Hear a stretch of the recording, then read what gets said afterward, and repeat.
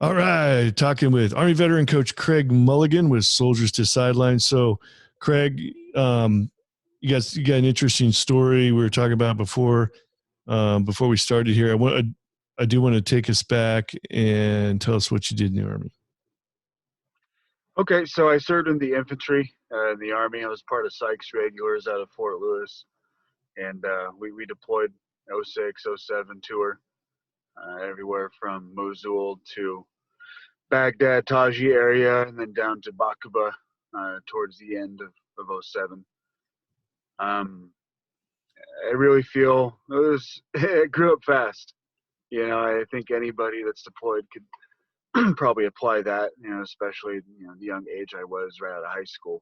Mm-hmm. Um, did an extended tour. Was actually stop lost for a second one, manifested 5 times, and stars just aligned. And each time there was a different reason why I didn't go. I Mm-hmm. ended up staying on Rear D for probably 6, 8 months before they finally looked at me and said, "Hey, you can re-enlist to PCS somewhere else, or maybe you think about transitioning out." And that's kind of the first time that I really thought about something after the military, and I really didn't take it by the horns like I wished I would have. I didn't know enough, didn't seek enough really resources out there to educate myself about the difficulties of transitioning. And Mm-hmm.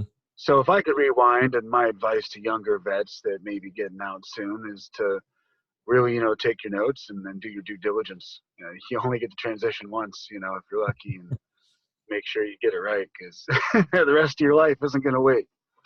Yeah. So where'd you land when you first transitioned out? So when I first transitioned out, I jumped into the guard and take care of my inactive time, and I Mm-hmm. stuck around Fort Lewis for a while. Right.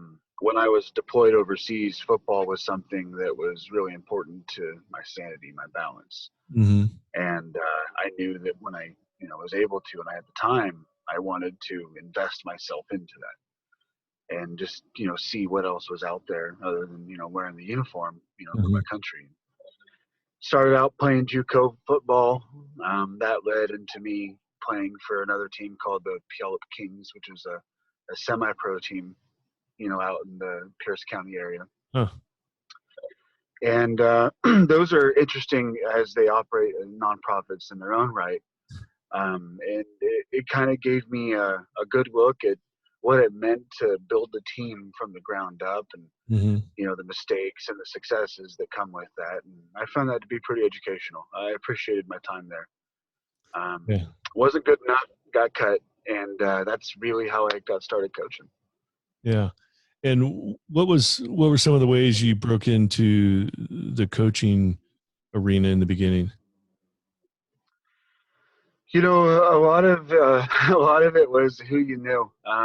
My very first coaching gig I ended up getting because I used to play for the head coach, and Mm. he was familiar with me, respected me, wanted me to jump on board. And as I kind of grew into my own coaching profession and that industry of itself, I got linked up with an organization called Soldiers to Sidelines, and they have been phenomenally instrumental in a lot of how I coach and how I identify myself as a coach, in particular being from the military. Hmm. So I think that's a definite niche that they've got nailed down.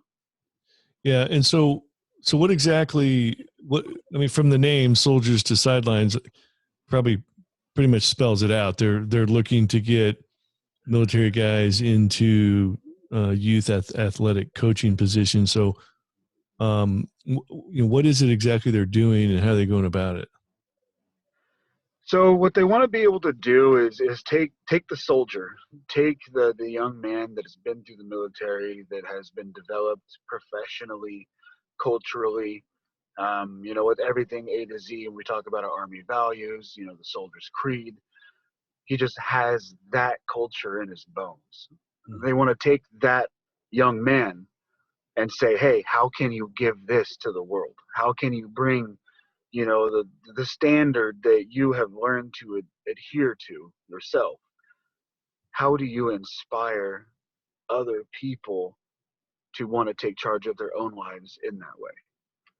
And that's the big takeaway from Soldiers to Sidelines. When I went to the seminar, they focused very heavily on what they call the high human skills, the art of leadership, the art of inspiration. Mm-hmm. And they really bring that aspect to the forefront of our soldier coaches, and they do it phenomenally well. I was definitely inspired. I loved it.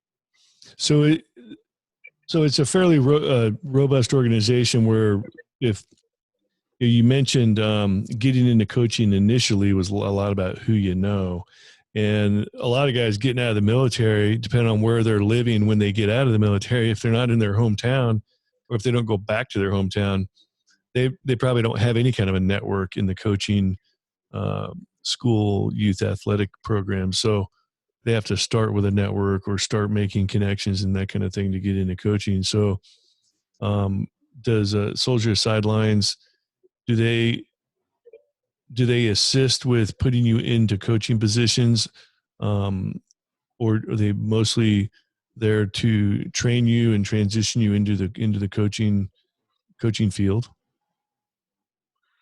What I've found in my experience is that it's both. They don't just bring you in for a seminar, give you a certificate, and a letter of reference. I've had Del Smith from Soldiers to Sidelines. He actually sent out an email for me Mm-hmm. to Pacific Lutheran University and talked to them about me as a means of introduction, and he kind of explained to them my story. He basically did everything for me. All I had to do was show up and show what an awesome coach I could be, Mm-hmm. and be what Soldiers to Sidelines taught me how to do. So they really try to take care of the soldier as they transition from the military into coaching, and then they also help with placement.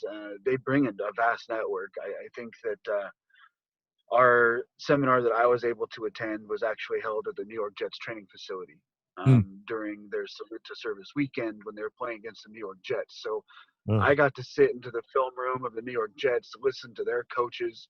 I got to be on their practice field and their facilities, learning from NFL coaches. And it was mind blowing, to really see how deep the ocean was. I think that the unspoken part of Soldiers to Sidelines program and their mission is creating, opportunity and accessibility to coach, and not just a coach, but also to coach at a high level. I definitely think that should not be understated.